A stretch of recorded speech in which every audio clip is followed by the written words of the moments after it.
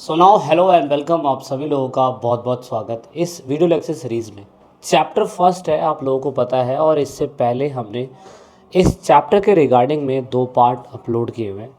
Video lecture series का ये तीसरा पार्ट है और फाइनली हम इसमें काफ़ी डीपली चीज़ें एनालाइज कर रहे हैं कि ऐसा क्या हुआ कि यूएसएसआर जो था वो ख़त्म हो गया। यूएसएसआर बोले तो प्रेजेंट टाइम पे अभी रशिया बना हुआ है, लेकिन पहले 2 पार्ट में हमने काफ़ी हद तक चीज़ों को एनालाइज करा था और हमने ये देखने की कोशिश करी थी कि कोल्ड वॉर जो है काफ़ी हद तक कहीं ना कहीं 2 आइडियोलॉजी, 2 विचारधाराओं के बीच में था। वो था कैपिटलिस्ट और कम्युनिस्ट। अब क्योंकि जो कंट्री कम्युनिस्ट बनी हुई थी, अब वो कंट्री भी कैपिटलिस्ट बनने जा रही है। इस वीडियो लेक्चर सीरीज़ में इसी के आगे थोड़ी सी बातचीत होने वाली है। अब देखिए, आप लोगों ने ये तो बहुत अच्छे तरीके से समझ लिया था कि कोलैप्स हुआ कब। 1991 के अंदर 26 दिसंबर 1991 में ऑफिशियली ये अनाउंसमेंट हो गया था कि जितने भी यूएसएसआर की कंट्री है या यूएसएसआर में जितने भी कंट्रियाँ आती है, वो सारी की सारी कंट्री ऑफिशियली अब डिसइंटीग्रेट हो गई है। और सबसे ज़्यादा पावरफुल कंट्री जो बन गई है वो बन गई है आपकी रशिया, और उसकी यूएसएसआर की जगह रशिया ने ले ली है। और जितनी भी दूसरी कंट्रियां थी, जितनी भी दूसरी कंट्री थी, उन सभी कंट्रियों के साथ हमने रशिया ने CIS nation, Commonwealth of independent state, 8 देशों के साथ मिलके उन्होंने कॉमनवेल्थ ऑफ इंडिपेंडेंट स्टेट बना दिया। लेकिन रशिया ने खुद ही ये बिलीव करा था 1991 के बाद कि ऑफ कोर्स सही मायने में तो ये है कि कम्युनिस्ट आइडियोलॉजी जो है वो कैपिटलिस्ट आइडियोलॉजी के कंपैरिजन में कहीं ना कहीं काफ़ी ज़्यादा कमज़ोर मानी जाती है। अब इस हिसाब से अगर खुद रशिया ये कह रहा है कि कैपिटलिस्ट आइडियोलॉजी बहुत अच्छी है, तो रशिया को भी कहीं ना कहीं कम्युनिस्ट आइडियोलॉजी से हटके अब कैपिटलिस्ट आइडियोलॉजी की तरफ माइग्रेट होने की ज़रूरत है। अब इस हिसाब से दुनिया के अंदर अगर रशिया इस चीज़ को एक्सेप्ट कर रहा था को यूएसएसआर के गिरने के बाद, तो फिर आप नोटिस ये करोगे कि अब रशिया को बहुत बड़े मात्रा में पैसों की ज़रूरत पड़ेगी, क्योंकि उसकी वो सारी व्यवस्थाएं जो कभी सरकारी होती थी, और उन सभी व्यवस्थाओं को, उन सभी सिस्टम को प्राइवेट करने की ज़रूरत है।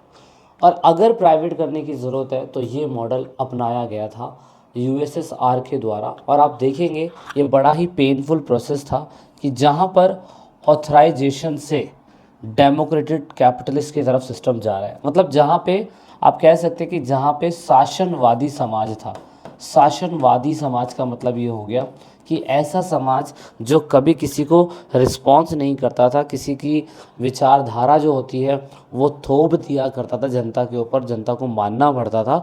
और अब वही लोग डेमोक्रेटेड यानी कि लोकतांत्रिक पूंजीवाद की तरफ बढ़ रहे हैं। तो रशिया के अंदर ये चीज़ें हमें देखने को मिल रही थी। सेंट्रल एशिया की जो कंट्रियां थी, मतलब ये वाली कुछ उज़्बेकिस्तान, तुर्कमेनिस्तान, तजाकिस्तान, ये वाली कंट्री, और कुछ ईस्टर्न यूरोप की जैसे कि बेलारूस, लिथाविया, मोल्डोविया, यूक्रेन, जॉर्जिया, ये थोड़ी सी ईस्ट यूरोप की कंट्री थी। अब इन सारी कंट्री को अब मतलब पूरी तरीके से शासनवादी ना होते हुए पूंजीवादी लोकतंत्र बनना पड़ेगा। और इस पेनफुल प्रोसेस को बड़ा ही आसान शब्दों में शॉक थेरेपी का नाम दिया है। शॉक इन द सेंस किसी को शॉक लगना, कुछ ऐसा। सिंपल शब्दों में अगर इसका डिफाइन करा जाए तो शॉक थेरेपी का सिंपल शब्दों में मतलब होता है किसी को हर्ट करके उसको हील करना। तो हीलिंग बाय हर्टिंग, थोड़ा सा ये हिंदी में से बोलते हैं आघात पहुंचाकर उपचार करना। तो ये एक पेनफुल प्रोसेस था ऑफकोर्स सभी देशों के लिए। जो कंट्री कई सालों तक कम्युनिस्ट थी, अब उन सारी कंट्री को कैपिटलिस्ट होने की ज़रूरत है। सो दैट इज़ वाई बड़ा ही पेनफुल प्रोसेस था। मदद किसने करी? मदद 2 लोगों ने करी। वर्ल्ड बैंक ने बहुत पैसा दिया, और उसके बाद IMF, इंटरनेशनल मॉनिटरी फंड, इन लोगों ने पूरी तरीके से मदद करी पैसे को इन्वेस्ट करने में। अब शॉक थेरेपी जब हुआ तो शॉक थेरेपी के बड़े ही फीचर्स थे। मतलब पूरी तरीके से सारी व्यवस्थाओं को पूंजीवादी में बदल देना, ये एक शॉक थेरेपी थी। Collective farm were replaced in private farming. अब कलेक्टिव फार्मिंग क्या होती है? कलेक्टिव फार्मिंग अगर आपको बता दूं तो क्लास 9th में भी आप लोगों ने कलेक्टिव फार्मिंग के बारे में पढ़ा था। और यूएसएसआर में जब जोसेफ स्टेलिन आए थे तो उन्होंने कलेक्टिव फार्मिंग का एक मेथड दिया था। इसका मेन मकसद ये होता था कि क्रॉप्स सारे लोग आपस में मिलके उगाएंगे, पर इसका जो टोटल प्रोडक्शन होगा वो सरकार को बेच दिया जाएगा और सरकार ही इसको खरीदेगी, किसी प्राइवेट अथॉरिटी को नहीं भेजा जाएगा। लेकिन अब कलेक्टिव फार्मिंग से हटा के उसको प्राइवेट फार्मिंग की तरफ कर दिया है, यानी कि जिस किसान का ज़मीन होता है वो किसी प्राइवेट टेंडर को देके या कोऑपरेटिव सोसाइटी को देकर भी इसको बचा सकता है या इन चीज़ों को कमा सकता है। तो ये थोड़ा सा एक अच्छी बात रही शौक थेरेपी की, जो हमारी कंट्री के अंदर भी अब धीरे धीरे देख रहे हो कि आप लोग हमें प्राइवेटाइजेशन देखने का मदद मिल रहा है। मतलब जो आम किसान है वो प्राइवेट कंपनी की मदद लेके अपनी फसलों की पैदावार को बढ़ा सकता है। तो ये थोड़ा वहाँ पे शुरू हुआ था। कई सालों तक यूएसएसआर के अंदर फ्री ट्रेड रीजन नहीं था, मतलब बाहर की कंट्री आके यूएसएसआर के अंदर पैसा इन्वेस्ट नहीं कर सकती थी। लेकिन जब कैपिटलिस्ट आइडियोलॉजी आई तो फिर आप देखोगे एफडीआई इंक्रीज़ होने लग गया। मतलब रशिया के अंदर, यूएसएसआर के अंदर बाहर की कंट्री ने इन्वेस्ट करना चालू कर दिया और इसे ही एफडीआई बोला गया, यानी कि फॉरेन डायरेक्ट इन्वेस्टमेंट। ठीक है, तो ये एक अच्छा हुआ, लोगों ने फ्री ट्रेड बनाना चालू कर दिया। एंड देन फाइनली यहाँ पे आप कह सकते हैं सबसे ज़्यादा बुरी बात ये हुई कि रशिया ने अपने खुद के सोवियत ब्लॉक्स, मतलब जो कि खुद की कंट्री के साथ के लोग थे, उनसे अलाइंस ना करते हुए यूरोप की कंट्री के साथ अलाइंस ज़्यादा किया, जो मैं कह सकता हूँ उनको बिज़नेस में थोड़ी बहुत मदद मिली। हालांकि इसके भी बहुत सारे फीचर्स हो सकते हैं, अगर हम इस पे पढ़ने बैठे तो कॉलेज के अंदर हमें बड़ा ही डीपली समझने को मिलता है। जब कॉलेज के फर्स्ट ईयर में आओगे आप लोग तो कोल्ड वॉर के बारे में काफ़ी कुछ समझाया गया है। तो इतना ही हमें समझना है वैसे तो खैर 12th क्लास के अकॉर्डिंग। तो इसीलिए इन्होंने वेस्ट के साथ रिलेशन करने चालू कर दिए। अब इसके परिणाम बड़े ही गंदे हुए, कुछ अच्छे भी हुए कुछ गंदे भी हुए।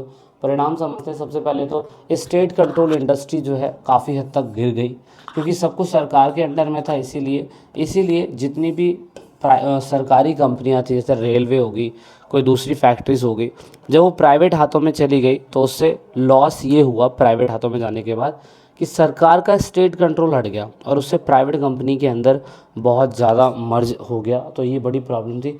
रशिया की खुद की करेंसी गिरनी चालू हो गई।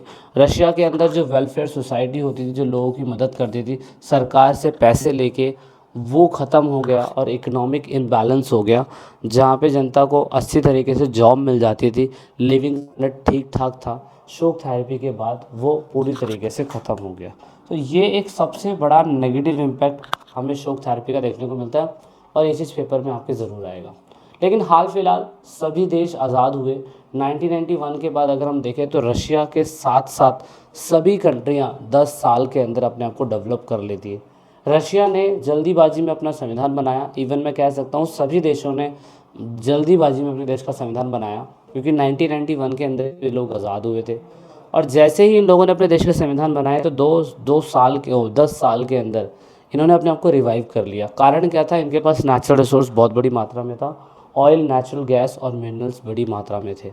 अब ऐसा नहीं है कि इन कंट्री के आपस तनाव नहीं थे, इन कंट्री के अंदर भी सिविल वॉर होते रहते थे, जो कंट्रियाँ 1991 के बाद आज़ाद हुई।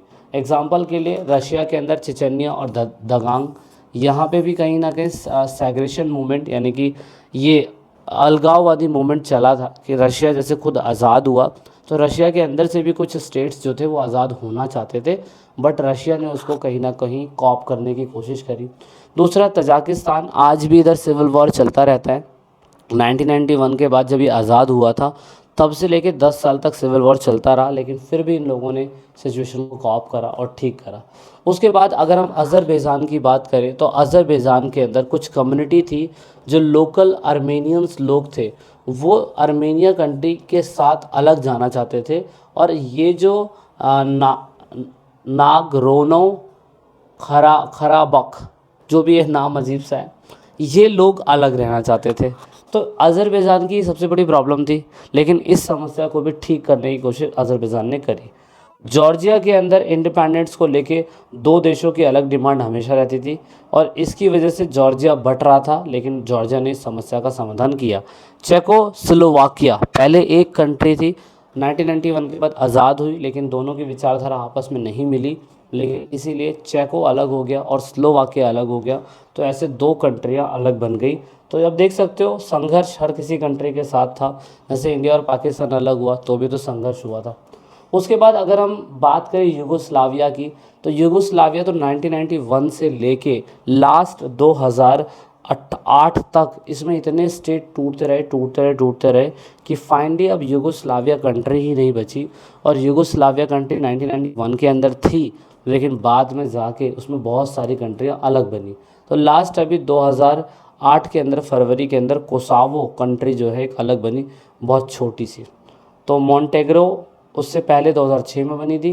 1991 में बोस्टोनिया बनी थी। 1991 में क्रोएशिया, स्लोवाकिया एंड मैकेडोनिया, ये कंट्रियाँ बनी थी। तो कह सकते हो कि यहाँ पे बड़ा ही सेपरेट मूवमेंट रहा कई सालों तक, लेकिन फिर भी इन लोगों ने अपनी कंट्री को शोक थेरेपी के तहत अब कह सकते हो कि कैपिटलिस्ट बनाया और आज काफ़ी डेवलप है। So this is in this video. और अभी हम अगले पार्ट में जानने की कोशिश करेंगे, जो सबसे अहम पार्ट है, चैप्टर का लास्ट पार्ट होगा, वो यही है कि भारत इस चीज़ को कैसे देखता है। भारत का रिलेशन पहले यूएसएसआर के साथ कैसा था, जब रशिया बन गया तो रशिया के साथ कैसा था, क्या रिलेशन बनाने ज़रूरी होते हैं या नहीं, नेक्स्ट पार्ट में देखने की कोशिश करेंगे। So this is it in this video and I hope that you like the subscribe and share the video. This is it, thanks for watching. Vande Mataram, Bharat Mata की जय।